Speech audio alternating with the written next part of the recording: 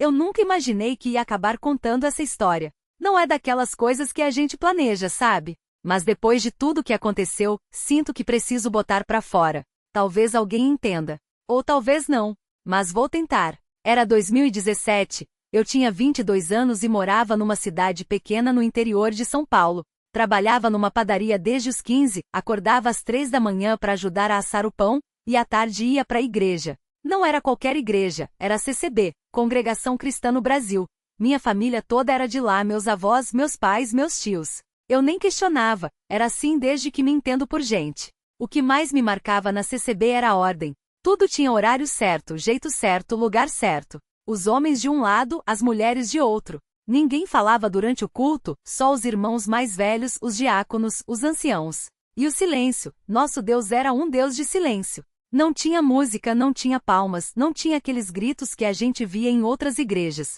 Só a voz dos irmãos lendo a Bíblia, os hinos cantados sem acompanhamento, só a voz humana. E os milagres? Ah, os milagres. Eu sempre ouvi falar deles.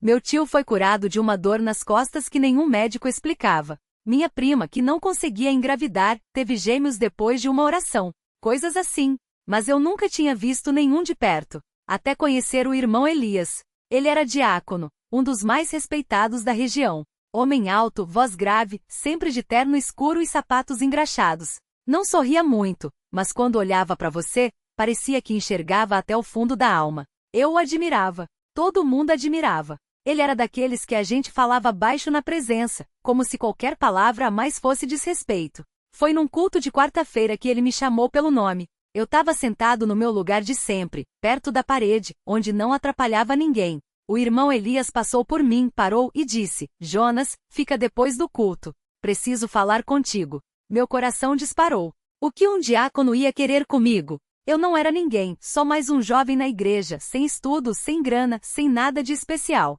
Depois que todo mundo foi embora, fiquei sozinho no salão com ele. O cheiro de cera de chão e madeira velha era forte. Ele sentou num banco da frente, indicou que eu sentasse também. Tirou um lenço do bolso, enxugou o suor da testa, apesar do vento que entrava pelas janelas altas. Então falou: Jonas, você é um rapaz sério, trabalhador, não bebe, não fuma, não anda com mulheres solteiras. Isso é raro hoje em dia. Eu balancei a cabeça, sem saber o que dizer. Ele continuou: a igreja precisa de homens como você. Homens que não se deixam levar pelo mundo. Você já pensou em servir ao Senhor de maneira mais profunda? Como assim, irmão? Tem coisas que só alguns podem fazer. Coisas que exigem fé inabalável. Você tem essa fé? Eu não sabia. Mas queria ter. Então menti. Tenho, irmão. Ele sorriu pela primeira vez. Um sorriso pequeno, quase imperceptível. Bom, porque eu preciso de alguém de confiança. Alguém que possa me ajudar em um trabalho especial. Não perguntei o que era. Na CCB, a gente não questiona os mais velhos. Só obedece. As primeiras vezes foram coisas simples. Levar envelopes para irmãos em outras cidades. Ajudar a organizar os cultos em casas de família. Mas com o tempo, os pedidos ficaram mais estranhos. Uma noite, ele me chamou de novo. Dessa vez não foi na igreja. Foi numa casa afastada, perto da estrada de terra que leva pro sítio do seu Nim. A casa era grande, de 2 andares, com um quintal cheio de árvores frutíferas. Não tinha placa, não tinha cerca, só um portão de madeira pintado de azul desbotado. Dentro, o cheiro era de comida caseira. Feijão, arroz, carne de panela. Mas não tinha ninguém na cozinha. O irmão Elias me levou para uma sala nos fundos, com um sofá de couro gastado e uma mesa de centro cheia de revistas antigas da Asterisco Seleções Asterisco. Sentado lá, tinha um homem que eu nunca tinha visto. Magro, de óculos, com uma pasta preta no colo. Esse é o Jonas, disse o irmão Elias. Ele é de confiança. O homem me olhou de cima a baixo, como se estivesse medindo meu valor. Depois, abriu a pasta e tirou um maço de notas. Dinheiro. Muito dinheiro. Amarrado com elástico, notas de 50 a 100. Você sabe o que tem que fazer, disse o irmão Elias para mim. Eu não sabia. Mas não ia admitir. Sim, irmão. Ele me entregou um papel com o endereço em Ribeirão Preto. Leva isso para lá. Fiquei olhando para aquele maço de notas como se fosse uma cobra prestes a morder minha mão. O suor escorria pelas costas, mas eu não podia coçar, não podia demonstrar nada. O Jonas cruzou os braços e recostou no sofá, os óculos refletindo a luz amarela da lâmpada pendurada. Você tem até amanhã de manhã, falou o irmão Elias, batendo o papel na minha palma. Não aparece com esse dinheiro aqui de novo, ouvi? Assenti, guardando o endereço no bolso traseiro da calça. O Jonas não tirava os olhos de mim. E se der merda? Perguntei, antes que a boca fechasse sozinha. Ele sorriu daquele jeito que não chegava nos olhos. Não vai dar, porque se der, você vai sumir antes de qualquer um perceber. Engoli em seco. Não era ameaça, era fato. O irmão Elias já tinha me contado histórias de caras que vacilaram, de corpos jogados em valas perto de Serrana, de famílias que de repente paravam de receber ligações. Mas eu não tinha escolha. Precisava daquele dinheiro. Ou melhor, precisava do que viria depois dele. Saí da sala com a pasta colada no peito, como se alguém pudesse arrebatá-la de mim a qualquer momento. Na rua, o calor de fevereiro grudava a camisa nas costas. Olhei pro papel de novo. Asterisco Rua Visconde de Inhaúma, 412, apartamento 302 asterisco. Não conhecia Ribeirão direito, só de passagem quando ia com meu pai pra feira de gado. Mas sabia que era uma cidade grande demais para um cara como eu se perder. Peguei o ônibus na rodoviária, sentando no fundo, longe dos olhares. Um homem de terno mal passado mexia no celular do meu lado, uma mulher com sacolas de supermercado cochilava na poltrona da frente. Ninguém reparou em mim. Ou pelo menos foi o que pensei. Cheguei em Ribeirão já anoitecendo. As luzes dos postos de gasolina pisavam na estrada, e o cheiro de cana queimada vinha dos canaviais distantes. Desci perto do centro e caminhei o resto do caminho, a pasta pesando mais a cada passo. O prédio na Visconde de Inhaúma era velho, com azulejos descascando na fachada e um porteiro que mal levantou os olhos quando passei. Subi as escadas porque o elevador estava com um asterisco fora de serviço asterisco escrito à mão. No terceiro andar, a porta do 302 tinha uma grade de ferro e um olho mágico. Bati 3 vezes como se fosse visita. Nada. Bati de novo, mais forte. Dessa vez, ouvi passos arrastados. A porta abriu só o suficiente para um rosto magro aparecer no vão. Um homem de meia idade, cabelo grisalho penteado para trás, camisa social com as mangas arregaçadas. O quê? Perguntou, já impaciente. Tem uma entrega, falei, mostrando a pasta. Ele me olhou como se eu fosse um vendedor de enciclopédias.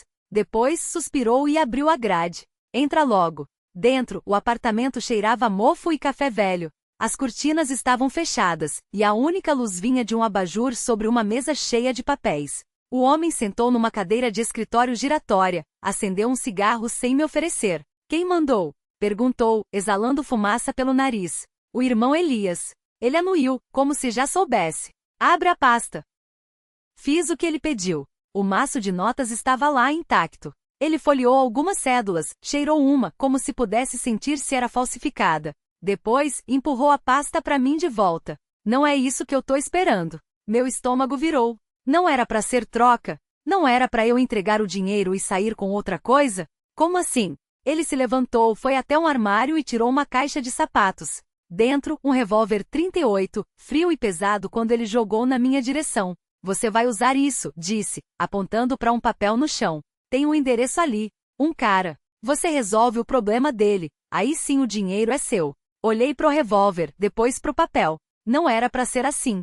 Eu só ia levar um maço de notas, não matar ninguém. Eu não comecei, mas ele me interrompeu. Já tá tarde para recuar, menino. Ou você faz, ou alguém faz com você. Engoli a saliva azeda. Não tinha saída.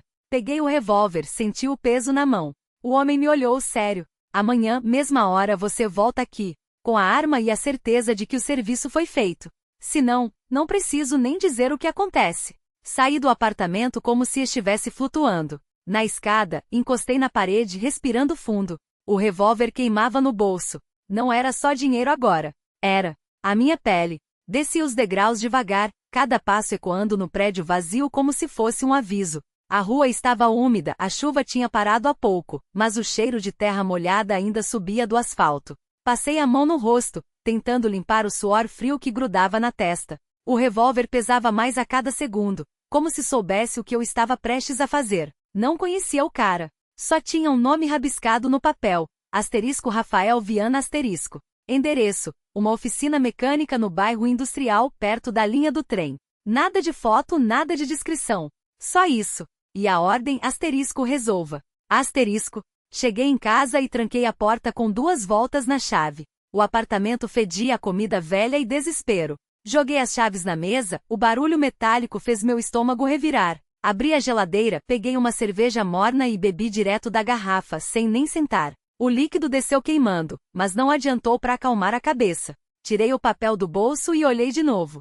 Asterisco Rafael Viana asterisco. Quem era esse cara? Um traficante? Um informante? Um simples mecânico que tinha visto algo que não devia? Não importava. O que importava era que se eu não fizesse o serviço, o próximo nome no papel seria o meu. Deitei na cama sem tirar a roupa. O teto estava cheio de rachaduras, como veias abertas. Fechei os olhos, mas a imagem do revólver não saía da minha cabeça. O cano preto, o cabo de madeira gasto, o cheiro de óleo e pólvora. Nunca tinha atirado em ninguém, nem mesmo em um animal. Uma vez, quando era moleque, meu pai me levou para caçar pombos no terreno baldio perto de casa. Eu mirei, apertei o gatilho, mas errei de propósito. O barulho do tiro me fez tremer, e meu pai riu, dizendo que eu não servia para nada. Agora, anos depois, aqui estava eu com uma arma na mão e uma ordem para matar. Dormi pouco. Sonhei com sangue escorrendo pelo ralo do chuveiro, com gritos abafados, com uma voz sussurrando no meu ouvido. Asterisco, você não tem escolha. Asterisco. Acordei suado, a luz do sol batendo forte nas cortinas surradas. O relógio marcava meio-dia. Tinha o dia todo pela frente e uma coisa só para fazer: tomar coragem. Saí de casa com o revólver enfiado na cintura, coberto pela camisa. Andei até o ponto de ônibus, mas desisti no meio do caminho. Não queria ficar preso num coletivo cheio de gente, com aquele peso me queimando as costas. Chamei um táxi. O motorista não perguntou nada, só ligou o rádio numa estação de samba antigo. A música soava falsa, como se o mundo inteiro estivesse fingindo que tudo estava normal. A oficina ficava num galpão de chão batido, com paredes de tijolo à vista e um letreiro descascado. Asterisco Viana e Filhos, Mecânica Geral, asterisco. Havia 2 carros levantados nos macacos, um Fusca velho e uma picape com a lataria amassada. Um homem de macacão sujo de graxa estava debruçado no capô do Fusca, de costas para mim. Não tinha ninguém mais por perto. Respirei fundo e entrei. O cheiro de gasolina e óleo queimado encheu meu nariz. O homem não se virou, só continuou mexendo no motor com uma chave de fenda. Tá fechado, disse, sem olhar. Engoli em seco. A voz dele era grossa, cansada. Não era a voz de um homem que merecia morrer. Eu tô procurando o Rafael, falei, tentando manter a voz firme. Ele finalmente se virou. Era mais velho do que eu imaginava, uns 50 anos, cabelo grisalho, rosto marcado por rugas profundas. Os olhos eram claros, quase cinzentos, e me encararam com uma mistura de curiosidade e desconfiança. Sou eu. O que foi? Não respondi. Só tirei o revólver do coldre e apontei para ele. O homem congelou. A chave de fenda caiu no chão com um estalo. Ele levantou as mãos devagar, as palmas sujas de graxa tremendo levemente. Espera aí, irmão, a voz dele quebrou. Não precisa disso. Se é dinheiro, eu te dou. Tudo que eu tenho. Balancei a cabeça. Não era sobre dinheiro. Não mais. Me desculpa, murmurei. Ele deve ter visto algo no meu rosto, porque de repente se jogou para trás, tentando alcançar alguma coisa embaixo da bancada. Não pensei. Apertei o gatilho. O barulho foi ensurdecedor. O corpo dele sacudiu, como se tivesse levado um soco. Ele caiu de joelhos, segurou o peito, olhando para mim com os olhos arregalados. Sangue começou a vazar entre os dedos dele, escuro e quente, escorrendo pela camisa rasgada. A respiração saiu em soluços úmidos, como se ele estivesse tentando dizer alguma coisa, mas só conseguisse engasgar. Os lábios tremiam, os dentes manchados de nicotina apareceram quando ele abriu a boca.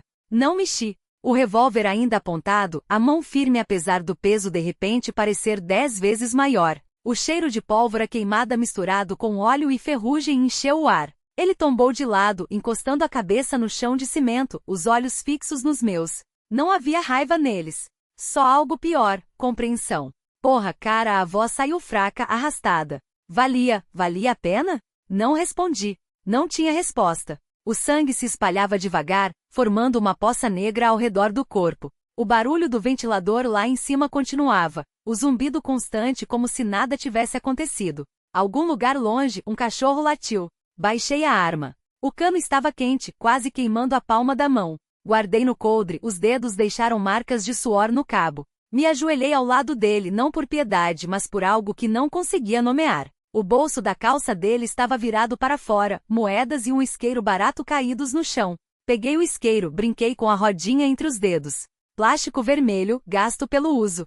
Provavelmente o mesmo que ele usava para acender os cigarros enquanto trabalhava nessas máquinas enferrujadas. Desculpa, repeti mais para mim do que para ele. Os olhos dele vidraram. A última coisa que vi foi um espasmo no rosto, como se ele fosse dizer mais alguma coisa, mas só saiu um suspiro longo. Depois, silêncio. Fiquei ali um tempo, ouvindo o sangue pingar no cimento.